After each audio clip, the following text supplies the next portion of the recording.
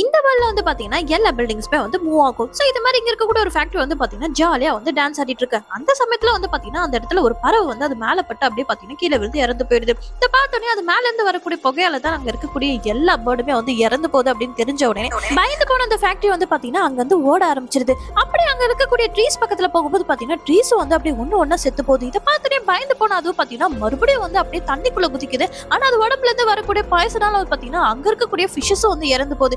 இதுக்கப்புறம் நான் எங்க தான் போகுது அப்படின்னு தெரியாம வந்து பாத்தீங்கன்னா வெளியே வந்து ஓடி வந்து நிக்கும் போது பாத்தீங்கன்னா அதோட ஹார்ம்ஃபுல்லான கேஸால வந்து பாத்தீங்கன்னா சுத்தி இருக்க என்விரான்மெண்ட் மொத்தமே வந்து பிளாக்கா மாறுது. அதனால அதோட கம்பெனி அதுவே வந்து க்ளோஸ் பண்ணது இல்லாம அந்த ஃபேக்டரி மேல இருக்கக்கூடிய ஒரு கல்லை வச்சு பாத்தீங்கன்னா அது க்ளோஸ் பண்ணிடுது. இப்படியே டைம் ஆக ஆக பாத்தீங்கன்னா அதுக்கு வந்து இரும்பல் வர ஆரம்பிக்குது. அப்பயே வந்து பாத்தீங்கன்னா அது மேல இருக்கக்கூடிய கல்லை எடுக்கவே இல்லை. கொஞ்ச நேரத்துல வந்து பாத்தீங்கன்னா என்விரான்மெண்ட் நார்மலா வந்து மாறினதுக்கு அப்புறம் அப்படியே வந்து அது மயங்கிடுது. இதை பார்த்த ஒரு குருவி கிட்ட வந்து பாத்தீங்கன்னா இது வந்து பாத்துட்டு இருக்க சமயத்துல அந்த ஃபேக்டரி வெடிச்சு அங்க இருக்கக்கூடிய எல்லாருமே வந்து இறந்து போயிடுறாங்க.